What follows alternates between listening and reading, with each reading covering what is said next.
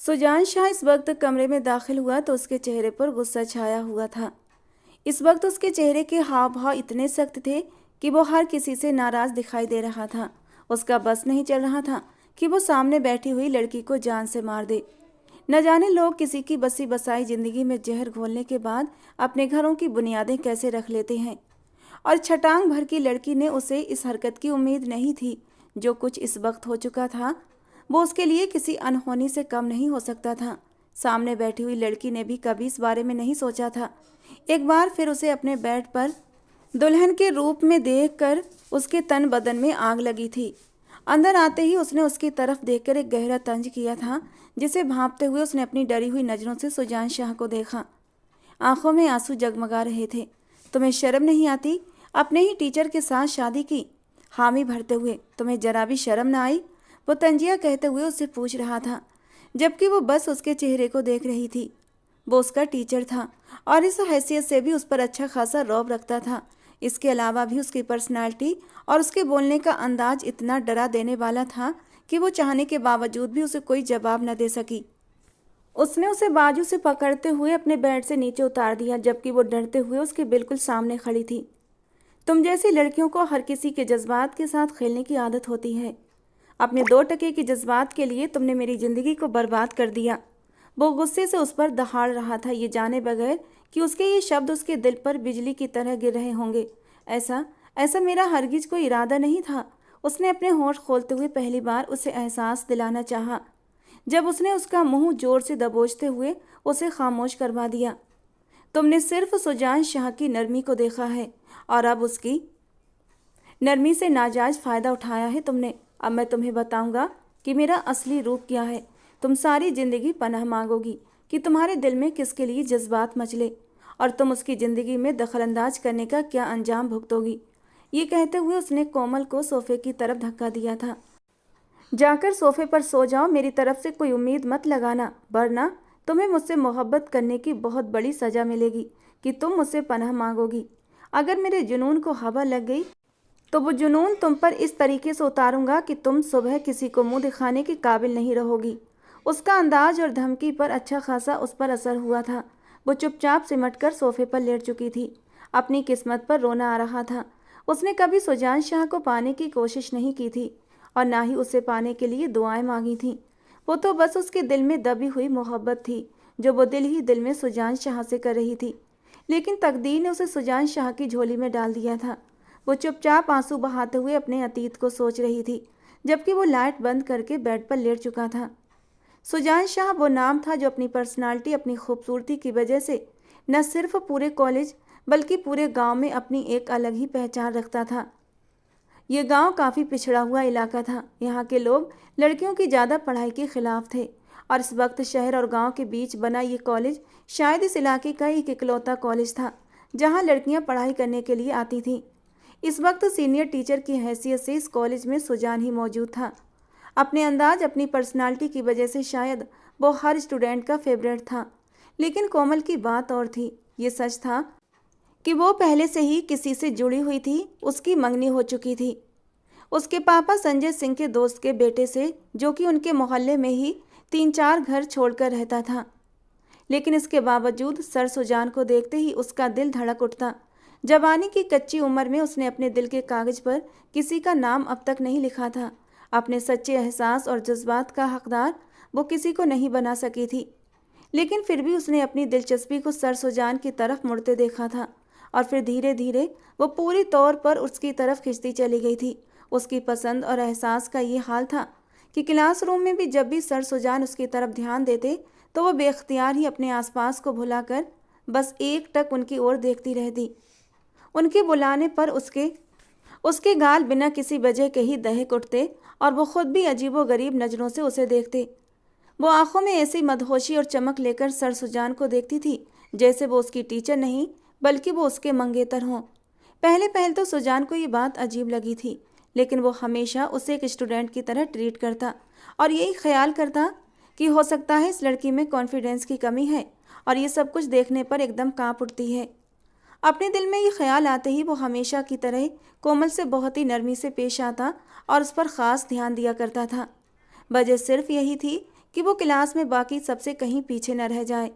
जो उसमें कॉन्फिडेंस की कमी है वो धीरे धीरे बहाल हो जाए, क्योंकि पढ़ाई के लिए वो अच्छी थी और काफ़ी सीरियस होकर पढ़ाई करती थी। इसी बात को वजह बनाते हुए उसकी दोस्त और उसकी क्लास की बाकी लड़कियां कभी कभी उसे छेड़ते हुए सर सुजान की बातें करती और वो बस हल्के से मुस्कुराते हुए शर्मा जाती। अब तो अपनी दोस्त और सर की तरफ से दिए गए ध्यान की वजह से वो खुद भी ख्याल करती थी शायद वो भी उसके लिए ऐसे ही एहसास रखते हैं जिन एहसास के साथ वो उन्हें देखती है। हालांकि उस वक्त तक उसके दिल में सर को अपनाने वाली बात कहीं से भी जन्म नहीं ले पाई थी। शायद ये एक नेचुरल अट्रैक्शन था या फिर कम उम्र के मुंहजोर जज्बात, लेकिन कोमल धीरे धीरे उनकी पर्सनालिटी में डूबती जा रही थी। कॉलेज जाने के लिए उसने पढ़ाई से ज़्यादा सर सुजान को अपनी दिलचस्पी का टॉपिक बना लिया था और उसके लिए ये बात कोई मायने नहीं रखती थी कि सर सुजान न सिर्फ शादीशुदा हैं बल्कि अपनी बीवी से बेहद मोहब्बत भी करते हैं। उनकी उम्र के बीच भी अच्छा खासा फ़र्क था। कोमल की मंगनी भी 6 महीने पहले हो चुकी थी उसके ही मोहल्ले में, लेकिन उसकी सास बहुत ज़्यादा तेज तर्रार थी। लेकिन विक्रम एक अच्छा लड़का था, लेकिन इस सब के बावजूद वो अपनी माँ की बात इस हद तक मानता था कि अगर वो उसे कहती दिन है तो वो रात को भी दिन समझ लेता। उसकी माँ ने उस पर हुक्म सुना रखा था कि विक्रम शादी से पहले न उससे मिल सकता है और ना ही उससे किसी तरह का कांटेक्ट कर सकता है। और विक्रम के लिए ये बात हुक्म का स्थान रखती थी। वो कभी भी अपनी माँ की अवहेलना नहीं कर सकता था, इसलिए उसने कोमल से किसी भी तरह का मेलजोल नहीं बढ़ाया था।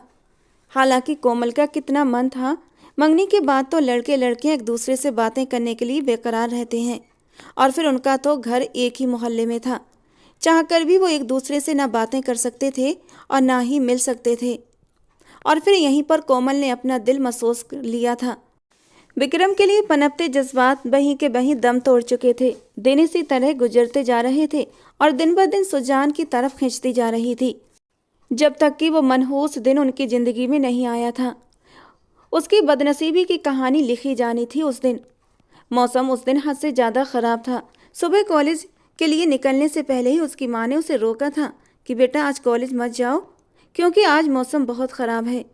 लेकिन ऐसा कैसे हो सकता था कि वो कॉलेज से बगैर किसी वजह की छुट्टी कर ले, बल्कि आज मौसम ख़राब नहीं बहुत खूबसूरत था, ये कोमल का मानना था। सुबह उसे काफ़ी देर भी हो चुकी थी, इसलिए बिना नाश्ता किए ही वो घर से निकल आई। कॉलेज जाने वाली बस भी काफ़ी लेट हो गई थी और इस तरह कॉलेज जाते जाते उसे काफ़ी देर हो गई थी। लेकिन यहाँ पर पहुँचकर वो एकदम सुकून से हो गई, क्योंकि उसे सर सुजान का चेहरा जो देखने को मिल गया था। क्लास की काफ़ी लड़कियाँ छुट्टी पर थीं, बल्कि ये कहना गलत न होगा कि अपने इलाके से सिर्फ वो और उसके साथ एक उसकी सहेली अपनी क्लास में आई थी। बस यही 2 लड़कियाँ पहुँची थीं। गांव का माहौल ऐसा था कि लोग कम ही पढ़ाई की तरफ दिलचस्पी लेते थे। बच्चे अगर खुद अपनी दिलचस्पी के लिए पढ़ाई हासिल करने जाते तो ठीक, पर न माँ बाप की तरफ से कोई दबाव नहीं था, ख़ास तौर पर लड़कियों को, क्योंकि उनके अनुसार लड़कियों को पढ़ाई कराना बस वक्त की बर्बादी करना है। कोमल के माँ बाप को भी इस बात पर एतराज़ था, लेकिन उसने ये जिद लगा रखी थी कि वो कॉलेज तक पढ़ाई ज़रूर हासिल करेगी, इसलिए फिर उसके माँ बाप को ये बात मानना पड़ी। फिजिक्स का पीरियड लेने के लिए जैसे ही सुजान सर कमरे में दाखिल हुए तो वो उन्हें देखकर बस देखती रह गई। ब्लैक कलर की शर्ट में आज उनका गुरूर कुछ ज़्यादा ही जच रहा था। सफ़ेद रंगत पर शानदार पर्सनालिटी और चेहरे पर छाए हुए ख़ास इंप्रेशन हमेशा ही उसे खूबसूरत बना दिया करते थे और इसी लुक पर वो अपने दिलो जान से सुजान पर फिदा हो गई थी। कितनी ही देर वो बस एकटक उन्हें देखती रही, जबकि हमेशा की तरह उसके यूं देखने पर सुजान शाह ने अजीबोगरीब भाव देते हुए उसे देखा। कोमल, अपने काम पर ध्यान दो, उन्होंने बहुत ही सीरियस होते हुए कहा, लेकिन धीरे अंदाज में कहा था। वो नहीं चाहते थे क्लास की बाकी लड़कियां उनकी तरफ ध्यान दें। उनकी बात को सुनते ही कोमल शर्मिंदगी से सर झुकाकर किताब खोलकर बैठ गई। आज सर न जाने क्यों इतने गुस्से में थे, वरना वो तो कभी भी इस अंदाज में बात करने के आदी नहीं थे। पढ़ाई के मामले में वो हमेशा ही लापरवाही बरत जाती थी, ख़ास तौर पर फिजिक्स के सब्जेक्ट में, क्योंकि फिजिक्स उसे काफ़ी टफ लगती थी। बाकी पढ़ाई में अच्छी थी, बस फिजिक्स में ही मार खा जाती थी और यही बात सर सुजान को शायद गुस्सा दिला देती। आदत के अनुसार आज भी उसे न्यूमेरिकल याद नहीं थे। तुम कब अपनी फिजिक्स की तरफ ध्यान दोगी? मैं अभी यहीं मौजूद हूँ। जब तक कि तुम सारे न्यूमेरिकल याद नहीं कर लेती, मैं नेक्स्ट पीरियड अटेंड करने की तुम्हें इजाज़त नहीं दूंगा। सर सुजान ने बहुत ही बेरहमी से हुक्म दिया था और वो कांप कर रह गई थी। सर वो कल। शट अप कोमल, हर रोज तुम्हारे लिए बात कल पर रुक जाती है। आज का काम तुम आज ही करोगी। आज सर सुजान के बोलने का अंदाज बहुत सख्त था। बाकी लड़कियों को उसने दूसरे पीरियड की इजाज़त दे दी, लेकिन वो अभी तक न्यूमेरिकल में फंसी हुई थी। कोशिश के बावजूद भी वो कुछ भी समझ नहीं पा रही थी, जबकि सुजान इस वक्त अपने काम में बिजी था। काफ़ी देर से वो मदद भरी नज़रों से उसे देखती रही। आज शानदार पर्सनालिटी रखने वाला ये इंसान उसके लिए जालिम और पत्थर दिल बन चुका था। वो उससे बात भी नहीं कर सकती थी कि फिजिक्स पढ़ना उसके लिए किस कदर मुश्किल काम है, जबकि उसके यही आदतें सुजान शाह को गुस्सा दिला देती। उसकी नालायकी और हठधर्मी उसे बिल्कुल पसंद नहीं थी। कॉलेज की यूनिफॉर्म में ऊंची पोनीटेल बनाए, जिससे निकलती हुई कुछ लटें उसके चेहरे को छू रही थीं। वो बेहद मासूम लग रही थी, लेकिन उसकी मासूमियत पर भी बेपरवाही छाई हुई थी। लगातार आधा घंटा गुजर गया था, लेकिन ना ही वो इंसान उसकी ओर ध्यान दे रहा था और ना ही उसे रिहाई मिली। वो काफ़ी देर पढ़ाई में मगजमारी करती रही, लेकिन उसे कुछ भी समझ ना आया। अब उसका सर चक्कर खाने लगा था। उसने सुबह से कुछ भी नहीं खाया था और इतनी सख्ती के तो वो बिल्कुल भी आदी नहीं थी। सर, मेरी तबीयत बहुत ख़राब हो रही है। उसने उठते हुए सुजान शाह की तरफ देखा। जब उसने बिजी से अंदाज में पलकें उठाकर उसकी ओर देखा और फिर दोबारा से अपने काम की तरफ ध्यान दिया। मैं आपकी ड्रामेबाजी से अच्छी तरह जानकार हूँ। चुपचाप अपना काम पूरा करो, वरना मैं आपके माँ बाप को कंप्लेंट भिजवा दूंगा। और वो ऐसा बिल्कुल भी नहीं चाहती थी। वो अच्छी तरह जानती थी अगर बात उसके माँ बाप तक पहुँच गई तो वो दूसरे ही दिन उसके कॉलेज जाने पर रोक लगा देंगे। इसलिए मजबूरन चुपचाप दोबारा बैठ गई। लेकिन आधा घंटा और गुजर गया कि तब उसका सर बुरी तरह चक्कर खाया और वो कुर्सी पर ही सर टिकाते हुए होशो हवास से बेगाना हो गई। काफ़ी देर से उसकी तरफ से खामोशी छाई रही तो सुजान उसकी तरफ चौकन्ना हुआ था, लेकिन उसे कुर्सी पर सर रखे सोते देखकर उसे एक बार फिर गुस्से ने घेर लिया। कोमल, स्टैंड अप। ये क्या तरीका है? मैंने तुम्हें यहाँ पर सोने के लिए बिठाया है। सुजान शाह का गुस्से के मारे बुरा हाल था। ये लड़की कभी भी सुधरने वाली नहीं, उसने गुस्से से फ़ोन रखते हुए कहा, लेकिन उसकी तरफ से कोई भी हरकत नहीं हुई। सुजान के गुस्से की जगह अब हैरत ने ले ली थी। क्या वो सचमुच इतना बड़ा ड्रामा कर रही थी? ना चाहते हुए भी वो उठा और उसके करीब चला आया।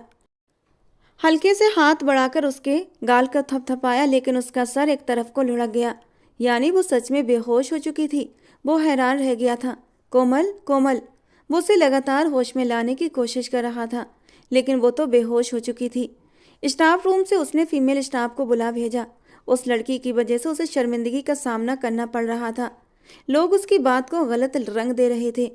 जो लड़कियां पहले ही उन दोनों के बीच संबंध को गलत नज़रिए से देखती थीं, अब उनकी आंखों में साफ तौर पर शक था। यही नहीं बल्कि फीमेल स्टाफ भी उसे हैरत से देख रहा था, जैसे ये सब कुछ उसकी वजह से हुआ हो। ये लड़की कैसे बेहोश हो सकती है? आखिरकार मिस तानिया बोल पड़ी। मैं नहीं जानता मिस तानिया, मैं तो इसे न्यूमेरिकल की तैयारी के लिए यहाँ पर बिठा लिया था, क्योंकि ये पढ़ने में काफ़ी वीक होती जा रही थी। न चाहते हुए भी वो अपनी सफाई दे रहा था, लेकिन न जाने क्यों उसे मालूम हो रहा था जैसे कोई भी उसकी बातों पर यकीन नहीं करेगा। उसका बीपी काफ़ी लो था। मिस तानिया, आप ऐसा करें, आप इन्हें अस्पताल ले जाएं। वो चाहता था वो किसी फीमेल के जरिए उसे अस्पताल पहुंचा दे, लेकिन वहां पर मौजूद तमाम फीमेल स्टाफ ने उसे अस्पताल ले जाने से इनकार कर दिया। सर, माफ़ी के साथ, लेकिन आप इसे खुद ही अस्पताल लेकर जाएं, क्योंकि यहाँ के हालात अच्छे नहीं हैं और हम ये रिस्क नहीं ले सकते। वैसे भी यहाँ के लोग कितनी मुश्किल से तो अपनी बेटियों को पढ़ने भेजते हैं। अगर किसी को पता लग गया लड़की कॉलेज में बेहोश हो गई है तो कहीं लेने के देने न पड़ जाए, बात तो हमारे ही ऊपर आ जाएगी। मिस तानिया की बात सुनकर सुजान शाह गहरी सांस लेकर रह गया। घड़ी की तरफ नज़र डाली तो अब छुट्टी होने का भी टाइम हो रहा था, यानी सिम्मी उसका घर पर इंतजार कर रही होगी, लेकिन उसे यूँ बेहोश भी नहीं छोड़ सकता था। ठीक है, मैं इसे खुद ले जाता हूँ, लेकिन आप इसके माँ बाप को इन्फॉर्म कर दीजिएगा। आगे बढ़कर उसने कोमल को उठा लिया और बाहर ले आया, और उसके पीछे ही कुछ बोलती हुई निगाहों ने उसका पीछा किया था। कितनी ही लड़कियां थीं जिन्हें कोमल की किस्मत पर जलन हो रही थी। अरे वाह, आखिरकार कोमल ने सर सुजान को अपने जाल में फंसा ही लिया। यह आखिरी सरगोशी थी जो बाहर निकलते हुए सुजान ने सुनी थी, लेकिन सर झटक कर वो गाड़ी की तरफ बढ़ गया। आजकल की लड़कियों का दिमाग हकीकत में ख़राब हो चुका है। उसे उस लड़की पर और ख़ुद पर भी गुस्सा आ रहा था। वो खुद भी इसी गांव से संबंध रखता था। गांव में पढ़ाई और संस्कार दोनों की कमी थी और लोग अभी तक पुरानी और दकियानूसी सोच को लेकर घूम रहे थे। बचपन से ही उसे इन चीज़ों से सख्त नफरत रही थी, लेकिन वो यहाँ से निकलता चला गया और उसके बाद उसने अपनी सारी ज़िंदगी शहर में गुजारी थी और शादी भी वहीं की थी। सिम्मी, जिससे वो बेपनाह मोहब्बत करता था, वो कम ही इस गांव में आया करता था और कुछ दिन के रहने के बाद वो वापस चला जाता। वो तो चाहता था हवेली के बाकी लोग भी उसके साथ शहर में रहें, लेकिन उसके पापा इस बात पर राजी नहीं थे और ना ही वो हवेली के रस्म व रिवाज और कानून को छोड़ सकता था। अब तो उसके पापा की मौत भी हो चुकी थी, लेकिन अब वो खुद भी पढ़ लिख कर हवेली वापस लौट आया था और वजह थी कि गवर्नमेंट ने उसे बहुत अच्छी सहूलियत के साथ साथ कॉलेज की जिम्मेदारी संभालने का पद दे दिया था और वो यही चाहता था कि कॉलेज के लोगों को पढ़ाई की तरफ खींचकर उन्हें एक अच्छा सभ्य नागरिक बना सके। लेकिन अब उसकी ये भलाई उसी के गले पड़ रही थी। करीना जी उस वक्त किचन में खाने की तैयारियों में बिजी थी जब लॉन्च में पड़ा हुआ मोबाइल जोर जोर से बजने लगा। आज शनिवार था और आज कोमल की सास उनके घर आई हुई थी, इसलिए वो आज उनके लिए ख़ास खाने की तैयारी कर रही थी। हाथ साफ करने के बाद वो जैसे ही लॉन्च में आई, मोबाइल उठाकर कान से लगाया तो मिस तानिया की परेशान सी आवाज़ उन्हें सुनाई दी। कोमल स्कूल में बेहोश हो चुकी है, इसलिए उसे अस्पताल भिजवा दिया गया है। बेहतर है आप भी अस्पताल चली जाएं। अरे सब ठीक तो है ना? बेहोश हो गई लेकिन कैसे? उनकी बात सुनते ही वो परेशान हुई थी। इस लड़की की लापरवाही को वो अच्छी तरह जानती थी। उन्होंने कितनी जिद की थी सुबह, लेकिन उसने नाश्ते के नाम पर एक निवाला भी नहीं लिया था। वो अच्छी तरह जानती थी वो खाने पीने के मामले में कितनी लापरवाह है और इसी लापरवाही की वजह से फिर उसकी तबीयत खराब हो जाती है। लॉन्च में बैठी हुई कोमल की सास ने अजीबोगरीब अंदाज में कोमल की मां को देखा, जिन्होंने मोबाइल रखते हुए अपने पति की तरफ देखा। उन्हें बताया कि कोमल की तबीयत खराब हो गई है और वो कॉलेज में ही बेहोश हो गई थी। उसे टीचर अस्पताल लेकर गए हैं, इसलिए आप भी फौरन चलें। भगवान, क्या हो गया? बच्ची बेहोश कैसे हो गई? आदत के अनुसार कोमल की सास ने शक भरे अंदाज में आंखें चला चला कर पूछा। अरे नहीं बहन, सुबह नाश्ता करके नहीं गई थी, शायद इसीलिए बीपी लो हो गया होगा। रहने दो, जवान बच्ची है, एक दिन नाश्ता न करने से बेहोश हो गई। भाई हैरत है, हमारी बच्चियां तो 2-2 वक्त तक खाना नहीं खाती, लेकिन मजाल है जो कभी बुखार भी हुआ हो। संजय जी उठकर बाहर चले गए थे कि टैक्सी का इंतजाम कर सकें, जबकि कोमल की होने वाली सांस की बड़बड़ाहट शुरू हो चुकी थी। करीना जी को इसी बात का खतरा था। वो जानती थी वो हमदर्दी से ज़्यादा अपने बेटे की होने वाली पत्नी पर नज़र रखती हैं। वो तो पहले ही इस बात के खिलाफ थी। कोमल का कॉलेज में एडमिशन करवा दिया गया था। जब बच्ची को पढ़ने से कोई लगाव नहीं था तो फिर उसे घरदारी सिखाकर हमारे हवाले करो ताकि वो घर बसाए। लेकिन करीना जी अपनी इकलौती बेटी के लिए फिक्रमंद थी। वो चाहती थी वो कुछ ना कुछ पढ़ लिख जाए, वरना कल उसकी सास ही उसकी ननद से उसकी मुकाबलाबाजी करेंगी। बहना पैसे परेशान हो रही हैं, बच्ची है, कहीं कोई बड़ी परेशानी न हो जाए। चले चलकर देखते हैं। संजय जी के साथ साथ कोमल की सास और करीना जी भी गाड़ी में आकर बैठ गई थीं। वो कैसे ये मौका जाने दे सकती थीं? अस्पताल में दाखिल होते ही करीना जी के तो हाथ पैर फूल गए थे, जबकि सुजान शाह की पर्सनालिटी देखते ही कोमल की सास की आंखों में शक के भाव उभरने लगे थे। उन्हें अस्पताल में आता देखकर वो खामोशी से सर झुकाकर एक तरफ को खड़ा हो गया था। अच्छा किया आप लोग आ गए। मैंने हॉस्पिटल में कोमल को एडमिट करवा दिया है, अब वो बिल्कुल ठीक है। दरअसल उसका बीपी लो हो गया था। अपनी तरफ से सफाई देते हुए उसने इजाज़त मांगती नज़रों से उन लोगों को देखा था। अब उसके माँ बाप यहाँ पर मौजूद थे तो फिर उसकी कोई ज़रूरत नहीं बनती थी, और वैसे भी अब कोमल बिल्कुल ठीक थी। बेटा तुम वहाँ पर क्या करते हो? कोमल की सास ने एक बार सवालिया नज़रों से सुजान शाह को देखते हुए पूछा। आंटी मैं वहाँ पर टीचर हूँ, उसने आराम से जवाब दिया। तो उन्होंने अपनी आईब्रो इधर उधर घुमाई। तुम्हारे कॉलेज में तो सिर्फ लड़कियाँ पढ़ती हैं ना? उन्होंने एक नज़र संजय जी को देखा और संजय जी ने सर झुका लिया। अपनी समदन के इस रवैये की वजह से वो हमेशा ही शर्मिंदगी का शिकार होते थे। जी ज़्यादातर फीमेल टीचर ही हैं, बस मैं ही मेल हूँ। सुजान को खुद भी अजीब लग रहा था उनके इतने सवालों के जवाब देना। कैसा ज़माना आ गया है, इसीलिए तो हम लड़कियों के पढ़ने के हक में नहीं। अरे भाई कल कला को जवानी के जोश में आकर बहक जाएं तो नाक कटवा दें। लेकिन ये कहकर हमारा दिमाग भी ख़राब कर दिया गया है कि इस कॉलेज में सिर्फ फीमेल टीचर ही हैं, इसलिए अपनी बच्चियों को यहाँ पढ़ने के लिए भेजें। अगर फीमेल टीचर हैं तो फिर तुम मेल टीचर उस कॉलेज में क्या कर रहे हो? वो इधर उधर देखते हुए लगातार जोर जोर से बोल रही थी। क्या मतलब है आपका? मैं समझा नहीं। सुजान शाह को उनकी बात अच्छी खासी बुरी लगी थी। मतलब क्या होना है बेटा? आजकल जो यूनिवर्सिटी में जो कुछ हो रहा है हम अच्छी तरह जानते हैं। इसीलिए तो हम अपनी बच्चियों को इन लड़कों के साथ खुल्लम खुल्ला पढ़ाने के हक में नहीं हैं। लेकिन सरकार की तरफ से ये कहकर कॉलेज खुलवा दिया गया कि यहाँ सिर्फ और सिर्फ लड़कियाँ होंगी और फीमेल टीचर होंगी। लेकिन अब तुम। ये कहते कहते उन्होंने आंखें नचा नचा कर सुजान शाह को ऊपर से नीचे तक देखा था।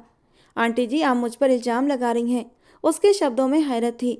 तब संजय जी और करीना जी ने बेचैनी से पहलू बदला, जबकि कोमल की सास तो गुस्से के मारे फट पड़ी थीं।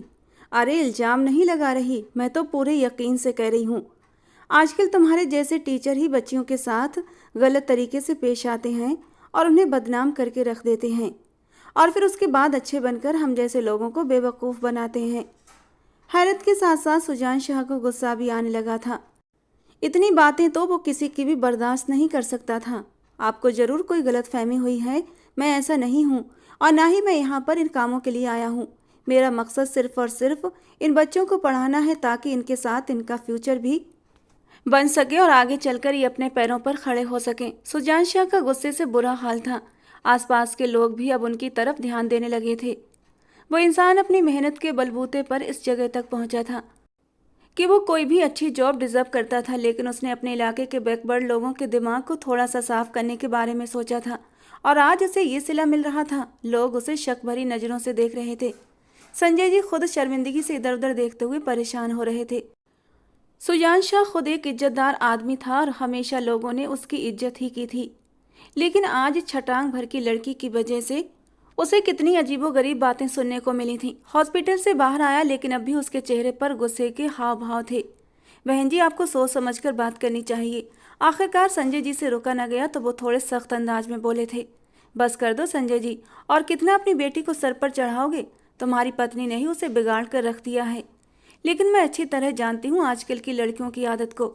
बहन जी, कैसी बातें कर रही हैं आप? आप जानती हैं कि कोमल ऐसी नहीं है।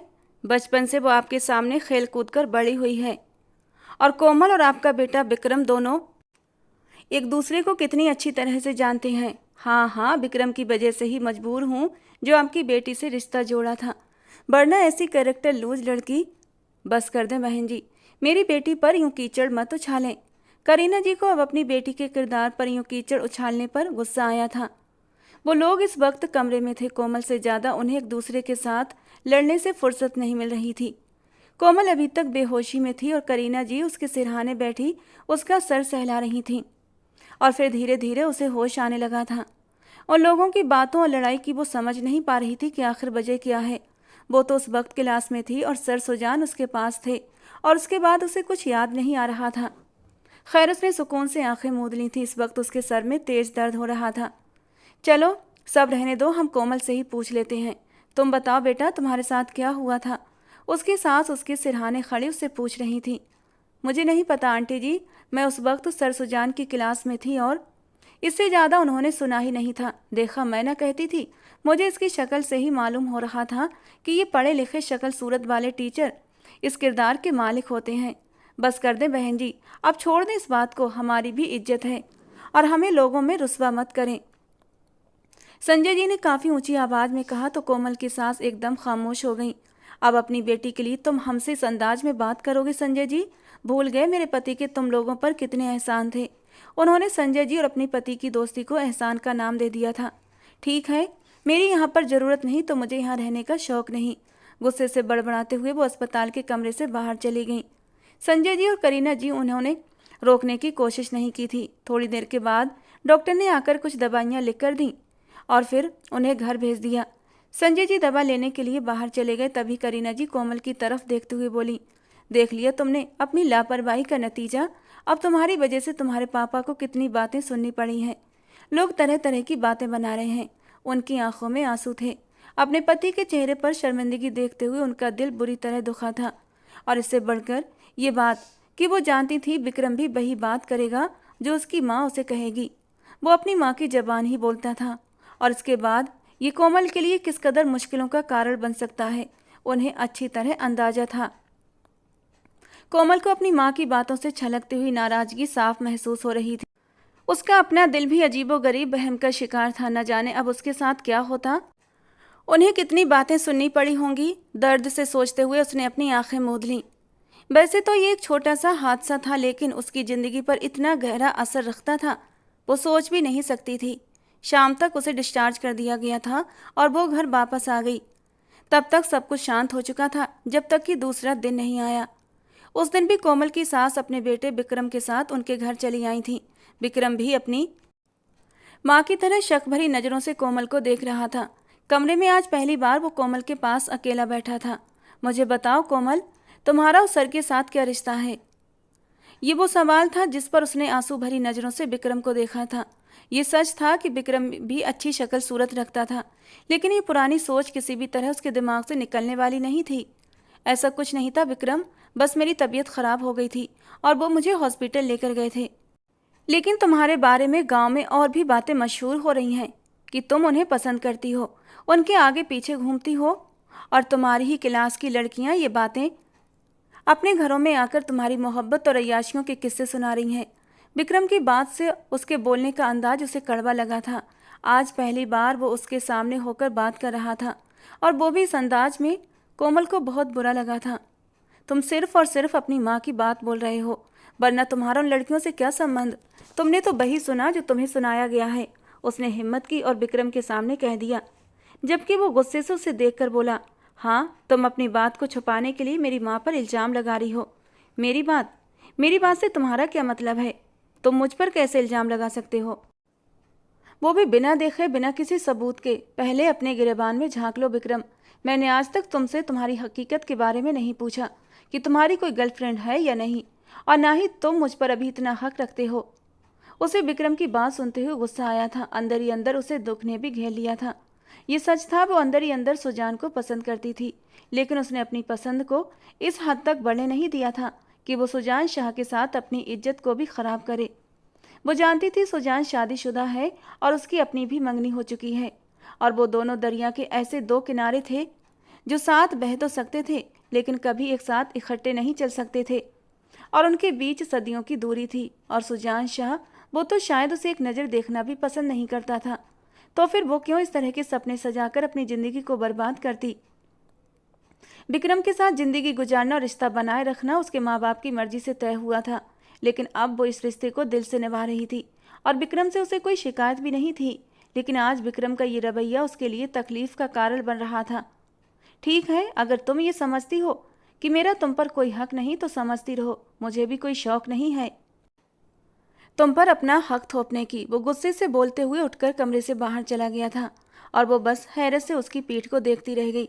कितना अजीब इंसान था वो, जिसने मंगनी के इतने महीनों में आज तक उस पर कोई हक नहीं जमाया, और ना ही कभी उसे मोहब्बत की एक नज़र से देखा। यहाँ तक कि उसने तो उन दोनों के बीच अपने रिश्ते का एहसास भी नहीं दिलाया था, और आज वो उसके कैरेक्टर की सफाई मांग रहा था, वो भी सिर्फ अपनी माँ की बातों की वजह से। लॉन्ज में दाखिल होते ही उसने अपनी माँ का हाथ थामा और बोला, चले मम्मी, यहाँ पर बैठने की अब कोई ज़रूरत नहीं।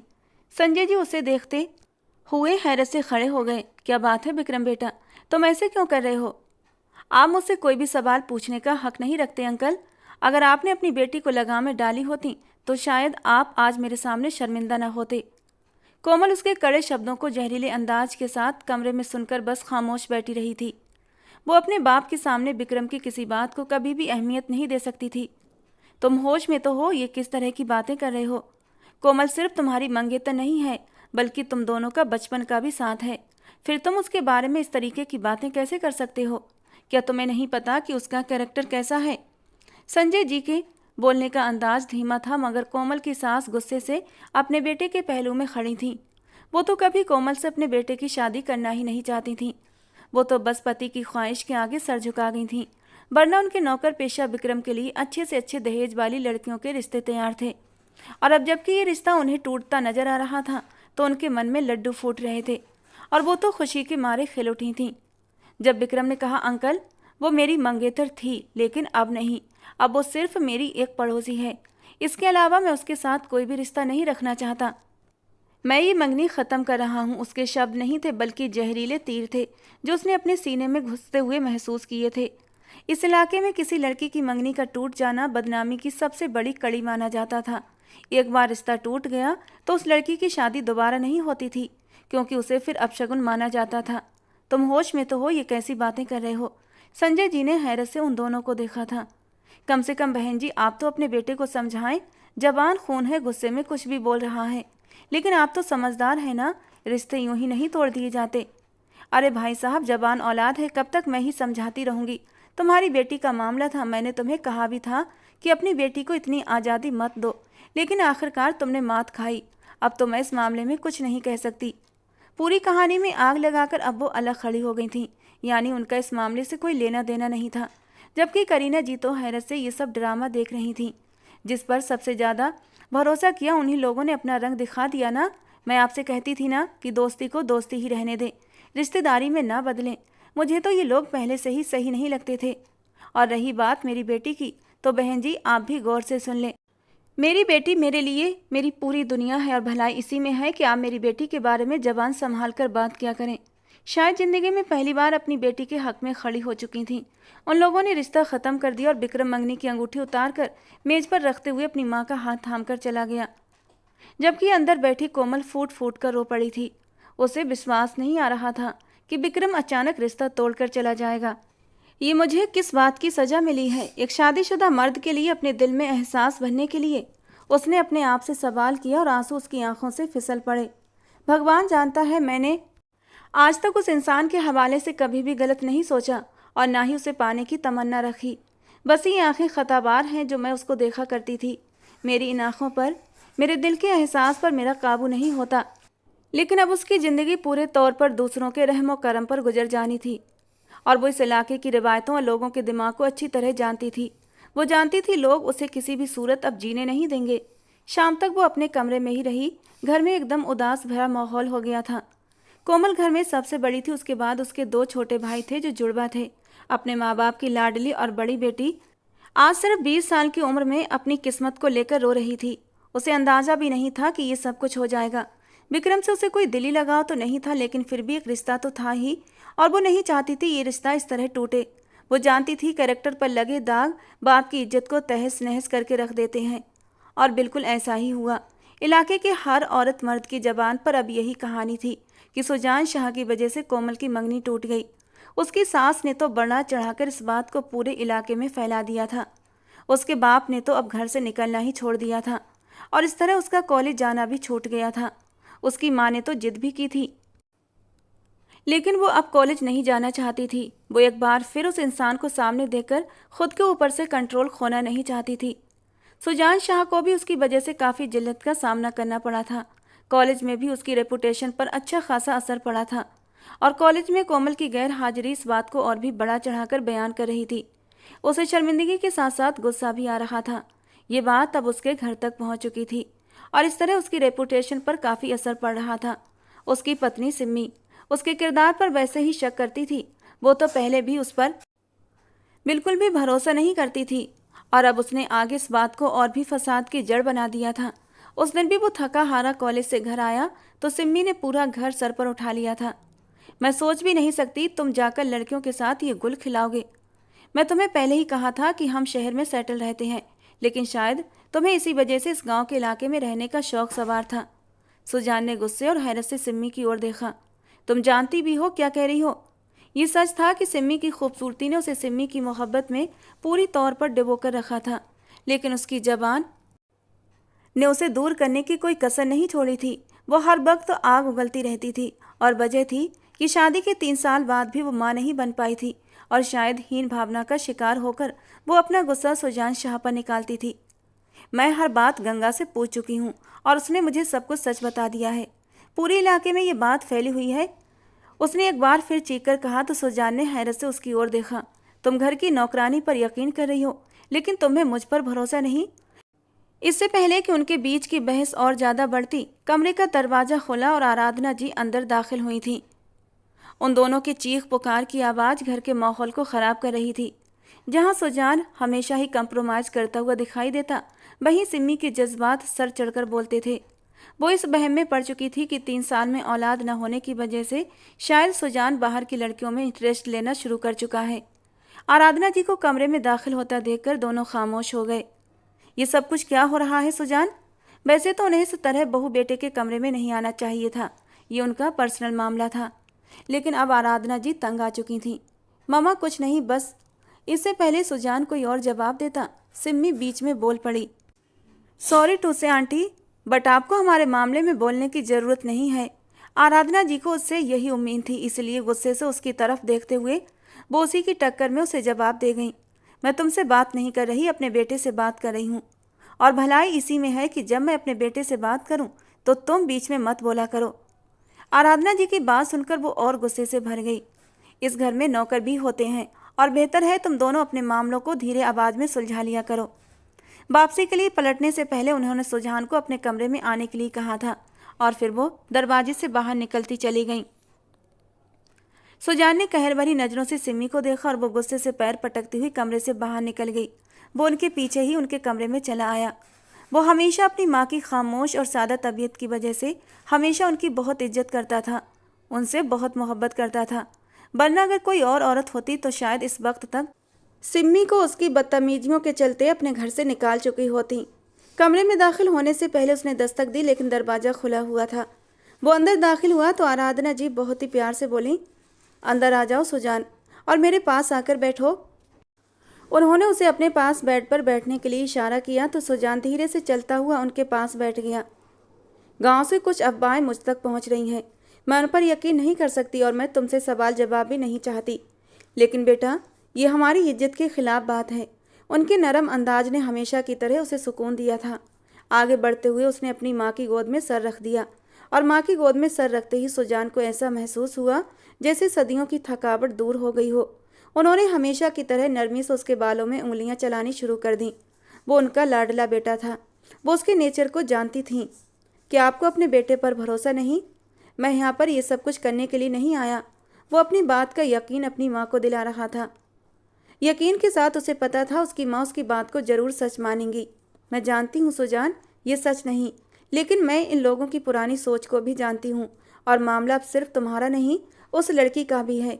जो भी हो, लड़की की मंगनी टूट चुकी है और सारा इल्ज़ाम तुम्हारे सर पर है।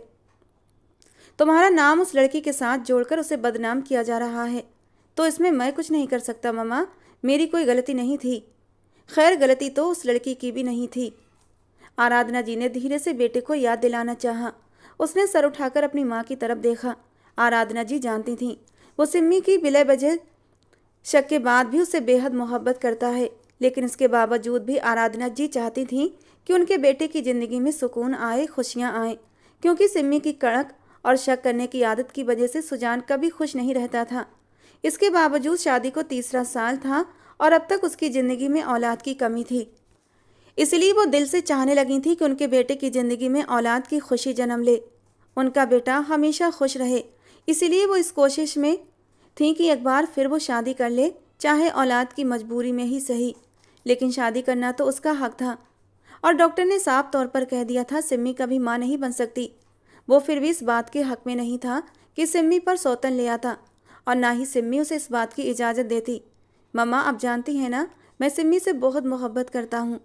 मैं जानती हूँ बेटा, लेकिन ये सिर्फ एक तरफा मोहब्बत है जिसे तुम निभा नहीं रहे बल्कि घसीट रहे हो। तुम उससे मोहब्बत करते हो, लेकिन क्या सिम्मी तुमसे उतनी ही मोहब्बत करती है? अपने दिल पर हाथ रखकर खुद से पूछो। उसकी माँ ने उसे आईना दिखाना चाहा, लेकिन उसके चेहरे पर झुंझलाहट फैल गई। बात सिर्फ तुम्हारी नहीं है, बात उस लड़की की भी है। हो सकता है किसी की इज्जत और किसी की ज़िंदगी में खुशियाँ लाने की वजह से भगवान तुम्हें सिम्मी की तरफ से औलाद की खुशी दिखा दे। उस रात वो चुपचाप वापस अपने कमरे में पलट आया।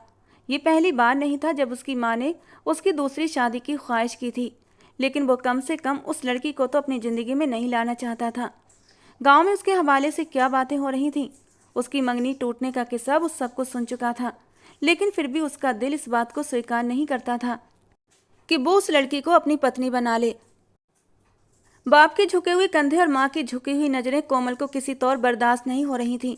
उसने ऐसी ज़िंदगी तो नहीं चाही थी जो उसे अब मिल रही थी।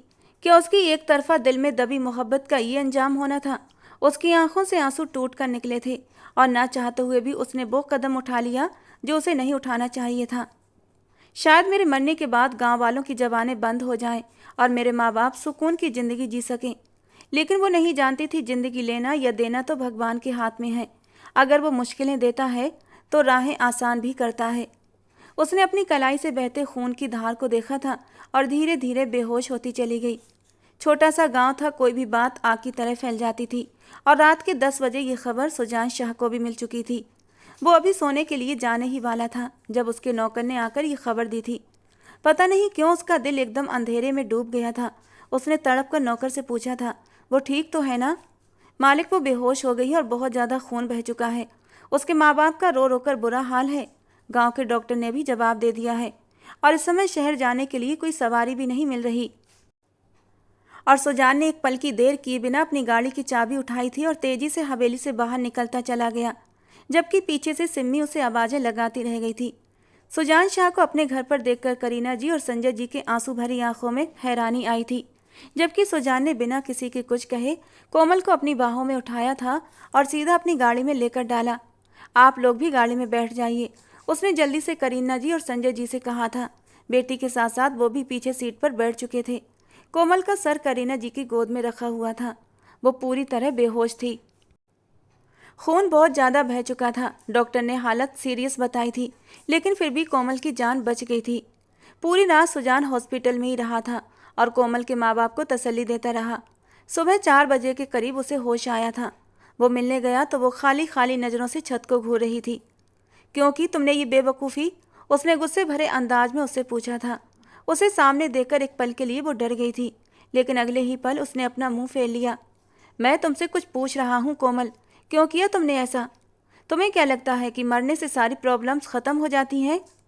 बल्कि ऐसा करके तुम लोगों को बोलने का और भी मौका दे रही हो। हाँ, लेकिन लोगों की ये कड़वे तीर झेलने के लिए मैं जिंदा न रहती ना। आपने मुझे नहीं बचाना चाहिए था। करीना जी उसे सब कुछ बता चुकी थी। देखो कोमल, तुम अच्छी तरह जानती हो जो भी हुआ उसमें तुम्हारी गलती नहीं थी, लेकिन हालात गलत थे सर। अगर हालात गलत न होते तो ये मेरे साथ ये सब कुछ न हुआ होता। उसकी आंखों से आंसू टूटकर तकिए में खो गए थे। वो गहरा सांस लेते हुए कमरे से बाहर चला आया और सुबह जब सुजान हवेली पहुंचा तो सिम्मी ने पूरी हवेली को सर पर उठाया हुआ था। अब तो गांव वालों की बातें मुझे सच नजर आती हैं। जरूर तुम्हारा उस लड़की के साथ कोई चक्कर है, वरना यूं उसके लिए तुम दौड़े न चले जाते और पूरी रात गुजार कर न आते। आज तुम्हें फैसला करना होगा सुजान। अगर तुम अभी और इसी वक्त ये हवेली, ये गांव और नौकरी छोड़कर मेरे साथ शहर न चले तो मैं तुम्हें हमेशा हमेशा के लिए छोड़कर चली जाऊंगी। सिम्मी जानती थी सुजान उससे कितनी मोहब्बत करता है और शायद वो अपनी मोहब्बत से उसे ब्लैकमेल करना चाहती थी। सुजान ने एक नज़र उठाकर अपनी बूढ़ी माँ को देखा था, जो उसके बाप के मरने के बाद तन्हा रह गई थी। वो कैसे उन्हें छोड़कर जा सकता था? और फिर उसने फैसला ले लिया, सिम्मी, मैं अपना गांव, अपनी माँ और अपनी हवेली को और अपने कॉलेज को छोड़कर कहीं नहीं जा रहा। अगर तुम्हें रहना है तो मेरे साथ हर हाल में रहना सीखना होगा, वरना तुम जा सकती हो। और सिम्मी ने न आओ देखा न ताओ अपना बैग उठाकर अपनी माँ के घर चली गई थी और तीसरे दिन ही उसने तलाक के नोटिस सुजान के पास भेज दिए, जिन्हें हाथ में पकड़े सुजान हैरान रह गया था। उसे सिम्मी से ये उम्मीद हरगिज न थी, लेकिन शायद अब किस्मत को भी यही मंजूर था। कोमल की खुदकुशी की कोशिश ने गांव वालों की जबानों को और भी आज़ादी दे दी थी। पूरे गांव में बातें फैल रही थीं कि जरूर दोनों के बीच बात हद से आगे गुजर चुकी है। जो लड़की ने अपनी जान देने की कोशिश की, जबकि किसी का कहना था हो ना हो जरूर लड़की उम्मीद से रह गई होगी, बदनामी से बचने के लिए ये कदम उठाया था। और ये बातें सुजान शाह के कानों तक भी आ रही थीं और सुजान शाह को ये सब कुछ बर्दाश्त नहीं हो रहा था। और जब उस रात उसकी माँ उसके पास आई और फिर से कोमल का जिक्र छेड़ा तो पता नहीं क्यों वो अपनी माँ को कुछ ना कह सका, बस खामोशी से सर झुका दिया। शायद अंदर ही अंदर उसे भी कहीं इस बात की शर्मिंदगी थी कि कोमल के साथ जो कुछ भी हो रहा है कहीं ना कहीं वो भी कसूरवार है। क्या ज़रूरत थी उसे इतने घंटे अपने ऑफिस में बिठा कर रखने की? उसके बाद जब वो बेहोश हुई तो उसे अस्पताल लेकर नहीं जाना चाहिए था, बल्कि उसके माँ बाप को खबर देनी चाहिए थी। उसे लगने लगा अगर गलती मैंने की है तो उसे सुधारना भी मेरा फ़र्ज बनता है। उसने अपनी माँ को अपनी तरफ से खामोश रजामंदी दे दी थी, लेकिन उसे अंदर ही अंदर ये भी उम्मीद थी कि हो सकता है वो लड़की उसे शादी करने के लिए इनकार कर दे आखिर वो कब से कैसे आदमी से शादी करना चाहेगी जो पहले से शादीशुदा है और उससे उम्र में भी काफ़ी बड़ा है। फिर भला एक शादीशुदा मर्द की बीवी कहलाना किसे पसंद होता है। और उस दिन आराधना जी कोमल के घर में मौजूद थीं। मुझे अपने बेटे के लिए आपकी बेटी का हाथ चाहिए। जो भी है वो सिर्फ गलतफहमी की बिना पर हो चुका है, लेकिन मैं नहीं चाहती आपकी बेटी की ज़िंदगी मेरे बेटे की वजह से ख़राब हो। वो सुजान शाह की माँ थी और इस गांव की सबसे बड़ी हस्ती थी। उनकी हवेली में गांव की न जाने कितनी औरतें काम करती थीं, तो उनकी ज़मीनों पर गांव के न जाने कितने आदमी काम करते थे। और उसी हवेली की मालकिन आज उनके घर रिश्ता लेकर आई थी। ये उनके लिए बहुत बड़ी इज्जत थी। शायद सुजान शाह की पत्नी बनने के बाद ही लोगों की जबानें बंद हो सकती थीं। यही सोचकर संजय जी ने कह दिया कि वो एक बार अपनी बेटी से पूछना चाहते हैं। कोई भी फैसला उसकी रजामंदी के बगैर नहीं हो सकता। उस शाम को कमरे में मौजूद थी जब उसकी माँ उससे रजामंदी लेने आई थी, तो वो बस हक्का बक्का अपनी माँ को देखती रही। सुजान शाह की माँ हमारे घर सुजान की मर्जी से रिश्ता लेकर आई हैं। तुम भले ही उनकी दूसरी बहू बनोगी, लेकिन वो हमेशा इंसाफ पसंद औरत हैं। उन्होंने आज तक कभी किसी के साथ नाइंसाफ़ी नहीं की है। उसकी माँ ने उसे तसल्ली देते हुए अंदाज में कहा तो वो खामोश हो गई। उसके दिल में क्या कुछ नहीं आया था। किसी का घर तोड़ने की वजह क्या मैं बनूं, या फिर गांव वालों के लगाए गए इल्ज़ाम पर सच्चाई की मोहर लगा दूं। उसने गहरी खामोशी साध ली थी और उसके माँ बाप ने सुजान शाह के हक़ में फ़ैसला दे दिया। और आखिरकार उस दिन वो उसकी दुल्हन के रूप में अपने कमरे में मौजूद थी। कुछ देर बाद ही उसका सुजान शाह के साथ विवाह हो जाना था। एक ऐसी ख्वाहिश जो अपने दिल के किसी कोने में उसने खुद से भी छिपाकर पाली थी, आज वो यूं पूरी होने वाली थी। उसे विश्वास नहीं हो रहा था। वो डर भी रही थी। आज वो ख्वाहिश पूरी हो रही थी, लेकिन उसके चेहरे पर किसी तरह की खुशी के भाव नहीं थे। उसका दिल डर के मारे कांप रहा था। न जाने वो इंसान उसके साथ क्या करता, वो उसकी ज़िंदगी में किस हैसियत से दाखिल होती, और फिर वो किस तरह का उसके साथ रवैया रखता। शादी होने तक उसने एक निगाह उठाकर भी सुजान शाह की तरफ नहीं देखा था, और सुजान शाह भी सपाट चेहरा लिए बैठा था, जैसे उसे किसी के यहाँ होने या न होने से कोई फ़र्क न पड़ता हो। सुजान उसकी तरफ नज़र उठाकर भी नहीं देख रहा था, और इस वक्त उससे अंदाज़ा हो गया था ये शादी किस कदर मजबूरी में की जा रही है। आखिरकार वो शादी होने के बाद कोमल शाह बन गई थी। इस घर से विदा होते वक्त अचानक ही कितने ही आंसू पलकों से टूटकर उसके चेहरे को भिगो गए थे। दिल में कितने ही अंदेशे और डर जन्म ले रहे थे, और आखिरकार वो सारे डर सच साबित हो गए। उस इंसान ने शादी की पहली रात ही उसे बुरी तरह धिक्कार दिया था, ये कहते हुए कि तुम्हारी वजह से मेरी पत्नी मुझे छोड़कर चली गई। मैं तुमसे सिर्फ नफरत करता हूँ, और मुझसे मोहब्बत की उम्मीद भी मत रखना। अभी वो अपने ख्यालों में गुम थी और बेआवाज़ रोती जा रही थी। उसकी सिसकियों ने सुजान को भी बेचैन कर दिया था। कुछ भी हो, वो उस लड़की को रोते हुए नहीं देख सकता था।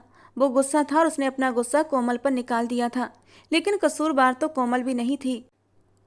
वो एकदम से उठकर बैठा और साइड टेबल का लैंप ऑन कर दिया, जबकि कमरे में रोशनी होने पर कोमल ने जल्दी से अपनी आंखों पर बाजू रखा था। वो गहरा सांस लेते हुए बोला, कोमल इधर आओ मेरे पास। जबकि उसके इतनी नरमी से कहने पर कोमल को हैरत हुई थी, लेकिन वो अपनी जगह से टस से मस ना हुई। कोमल सुना नहीं, इधर आओ मेरे पास। इस बार कोमल धीरे धीरे कदमों से उसके सामने आकर खड़ी हो गई थी, और सुजान ने हाथ से पकड़कर उसे अपने बराबर बिठा लिया था। आई एम सॉरी कोमल, मुझे गुस्सा आ गया था। मैंने तुम पर गुस्सा निकाल दिया, लेकिन देखो इस तरह रोकर तो मुझे शर्मिंदा मत करो। कुछ देर पहले सुजान शाह और सुजान शाह में ज़मीन आसमान का अंतर था। उसने हैरत से सुजान शाह की ओर देखा था। सर मुझे माफ़ कर दें जो मैंने आपकी ज़िंदगी में इस तरह तूफ़ान लेकर आई। जबकि सुजान ने एकदम से अपनी उंगलियों को उसके होंठों पर रख दिया था। सर नहीं सुजान, अब मैं तुम्हारा पति हूँ। शायद रिश्ता बदलने का एहसास था कि सुजान को वो लड़की अपने दिल के करीब महसूस हुई थी। और फिर शादी की पहली रात थी। वो खूबसूरत कमसिन लड़की जिस पर वो पूरा हक रखता था उसके पहलू में बैठी हुई थी, और उसका दिल धड़का रही थी। वो उसे कैसे इग्नोर कर सकता था। उसने अगले ही पल अपने होठों से उसके होठों को छुआ था, और मासूम कमसिन कोमल के पूरे बदन में एक सनसनी सी दौड़ गई थी। सर आप। जबकि सुजान ने खुमार भरी नज़रों से उसकी आंखों में देखते हुए कहा, अभी कहा था ना सर नहीं। जो भी हुआ उसे भूल कर हम अपनी ज़िंदगी की नई शुरुआत करना चाहते हैं। ये कहकर वो अपना चेहरा उसके बालों में छुपा गया। उसकी गर्दन पर अपने प्यार की मोहर लगाता वो उसे भी मदहोश कर गया था। कोमल ने आंखें बंद करके इस एहसास को महसूस किया था। सुजान के हाथ धीरे धीरे उसकी कमर पर लिपटते चले गए थे। सिम्मी का गम वो कुछ ही देर में भूल चुका था। शायद वो एक साये के पीछे भाग रहा था। सिम्मी उससे बदतमीजी करती, जहर भरे तीर चलाती, उसके बाद भी वो उसकी मोहब्बत का दम भरता था। लेकिन आज जब उसे कोमल की सूरत में दूसरा सहारा मिला था तो वो सिम्मी को भुला बैठा था। उसने बिना देर किए कोमल को अपनी बाहों में समेट लिया और लैंप ऑफ करके उसे अपने कंबल में लेकर लेट चुका था। हल्की सिसकियां और सरगोशियां माहौल को और भी ख्वाबनाक बना रही थीं। कोमल को लगता था कि उसकी ज़िंदगी में सिवाय दुखों के अब कुछ भी नहीं है, लेकिन सुजान शाह की संगत पर उसके दिल में सुकून उतर गया था। थोड़ी देर बाद सुजान शाह उसे अपनी बाहों में लेकर सो चुका था और वो भी सुकून से उसके चौड़े सीने से लगी सोने की तैयारी कर रही थी कि तभी कमरे का दरवाज़ा जोर जोर से बजने लगा। सुजान शायद अभी तक सोया नहीं था, फौरन से उठकर बैठा और आगे बढ़कर दरवाज़ा खोल दिया। सिम्मी गुस्से से अंदर दाखिल हुई थी। उसके चेहरे के हाव भाव ने कोमल को और भी डरा दिया। अंदर दाखिल होते ही वो अचानक सुजान के गले लग गई। तुम सिर्फ मेरे हो सुजान, मैं तुम्हें किसी के साथ नहीं बांट सकती। वो इस वक्त उसके सीने से लगी उससे अपनी मोहब्बत की भीख मांग रही थी। अचानक उसका बदला हुआ रूप सुजान को हैरत में डाल रहा था। कोमल तो बस हैरानी से उन दोनों को देख रही थी। तुम मुझसे दूर नहीं जा सकते, इस वजह को वजह बनाकर जो वजह ही ख़त्म हो चुकी हो, क्योंकि सुजान मैं तुम्हारे बच्चे की माँ बनने वाली हूँ। और इस खबर पर वो हैरत से सिम्मी को देखता रह गया। दरवाजे पर खड़ी आराधना जी भी हैरत से उसे देख रही थी, जबकि कोमल को तो लगता था कि सिम्मी उसे तलाक ले चुकी है। अब उसके वापस आने और अब प्रेगनेंसी की खबर ने उसे भौचक्का कर दिया था। ये तुम क्या कह रही हो? सुजान ने सिम्मी से पूछा। मैं बिल्कुल सच कह रही हूँ सुजान, मैं तुम्हारे बच्चे की माँ बनने वाली हूँ। मैं तुम्हें ये पहले ही बता देना चाहती थी, लेकिन मुझे उम्मीद थी कि तुम मेरी तरफ पलट आओगे। सुजान उसे देखता रह गया। वो बाप बनने वाला था, जबकि उसकी माँ ने तो उसे कहा था कि उसकी पत्नी बांझ है। उसने मुड़कर आराधना जी को देखा। उनके चेहरे पर भी हैरत के भाव थे। अगर तुम मुझसे और बच्चे से मोहब्बत करते हो तो अभी इसी वक्त इस लड़की को अपने कमरे से निकाल दो, और अपनी ज़िंदगी से भी। रही इस लड़की की ज़िंदगी ख़राब होने की बात, तो मेरा विश्वास करो, मैं इस लड़की की ज़िंदगी ख़राब नहीं होने दूंगी। मेरा भाई इससे शादी कर लेगा, तुम चिंता मत करो। वो तो पूरी प्लानिंग के साथ उसकी ज़िंदगी में दोबारा से वापस आई थी। तलाक का शब्द सुनते ही कोमल हैरत और बेयकीन से उसे देखती रह गई। एक औरत होकर वो दूसरी औरत की इज्जत पर दाग लगा रही थी। वो जानती थी उसका बाप तो ये सब कुछ सुनने और देखने से पहले ही मर जाएगा। जहाँ एक बार पहले उसकी मंगनी टूट गई थी, वहीं अगर अब उसे शादी की पहली रात ही तलाक मिल जाए तो वो कहीं मुंह दिखाने के काबिल न रहेगी। नहीं, भगवान के लिए ऐसा मत करें, मैं तलाक नहीं लेना चाहती। वो जल्दी से आगे बढ़ते हुए सुजान के सामने खड़ी हो गई थी। खबरदार, दूर हो जाओ मेरे पति से। सुजान सिर्फ मुझसे मोहब्बत करता है। सिम्मी पागलों की तरह चीखने लगी थी। सुजान ने उसे कंट्रोल करना चाहा। खुद को काबू में रखो सिम्मी, प्लीज़ तुम यहाँ बैठो। उसने सहारा देते हुए सिम्मी को सोफे पर बिठा दिया। तुम अभी इसी वक्त से यहाँ से निकाल दो और 2 दिन में से तलाक देकर फ्री करो। आराधना जी हैरत से उसे देख रही थी। आंटी, भगवान के लिए मैं तलाक नहीं चाहती।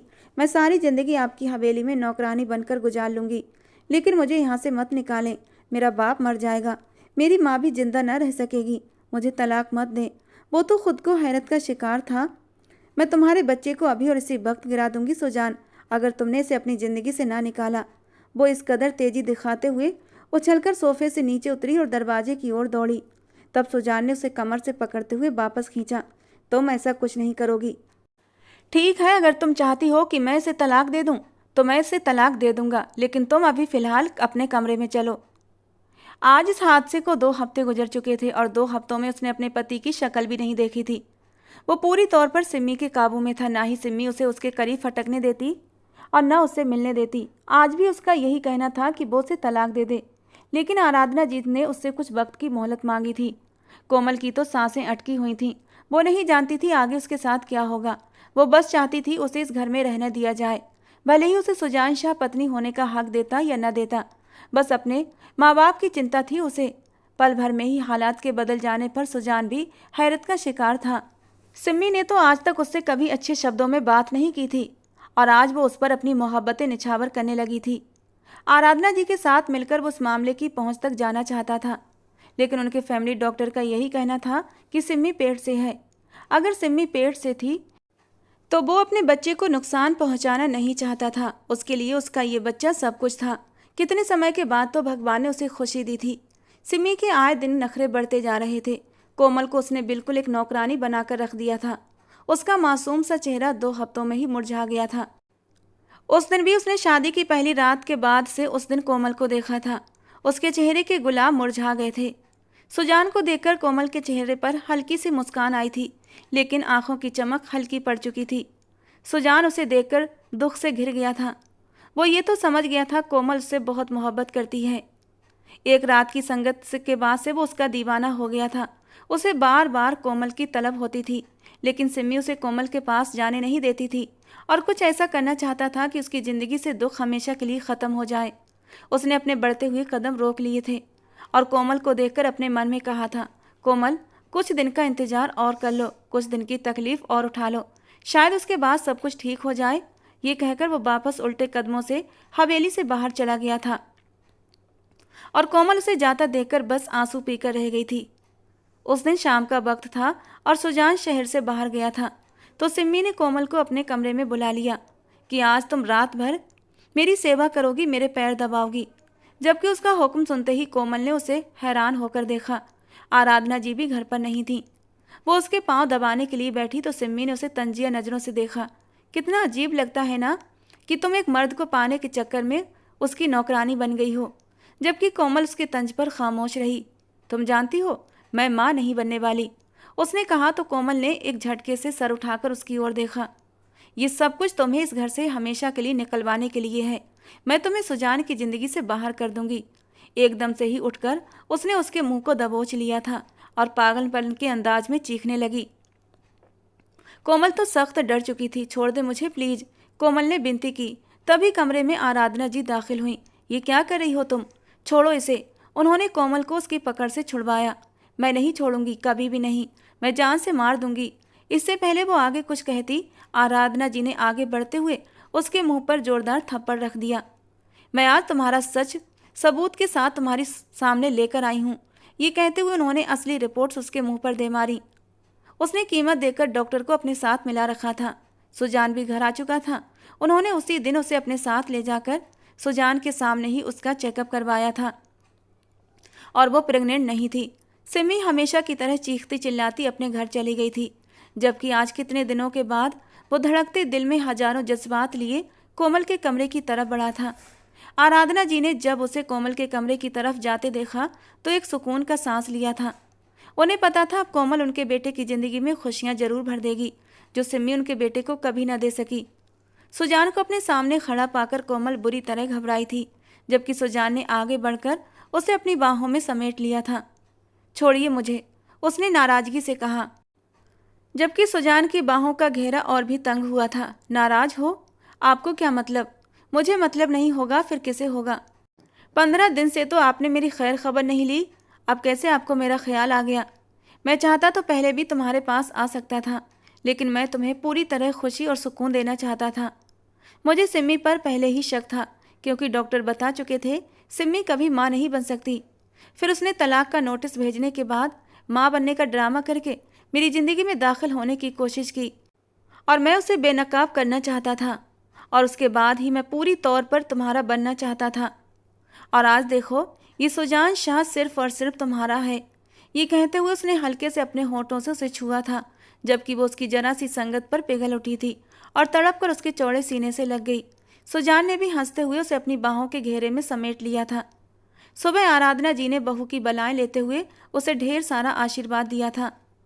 उस रात वो वापस आया तो कमरे में वो उसका इंतजार कर रही थी। आराधना जी के चेहरे पर दबी दबी मुस्कुराहट थी, जिसका मतलब वो समझ नहीं पाया। आज उनकी शादी को 2 महीने हो चुके थे। जैसे ही वो कमरे में दाखिल हुआ, कोमल को खुद का इंतजार करते पाया। उसका ये निखरा निखरा और शर्माया सा रूप देखकर वो हैरत से उसे देखता रहा। क्या बात है, क्या आज कुछ स्पेशल है? सुजान उसे देखते हुए धीरे से मुस्कुराया।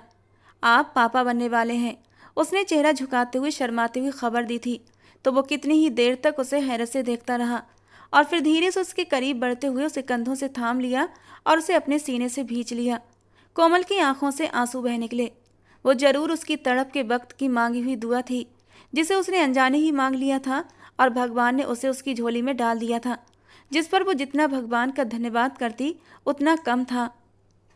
तो दोस्तों, आज की हमारी कहानी आपको कैसी लगी कमेंट बॉक्स में ज़रूर बताना। पसंद आई हो तो प्लीज़ लाइक करना। रोज़ एक नई रोमांटिक कहानी सुनने के लिए हमारे चैनल को सब्सक्राइब करना। मिलते हैं दोस्तों अगली किसी नई कहानी के साथ।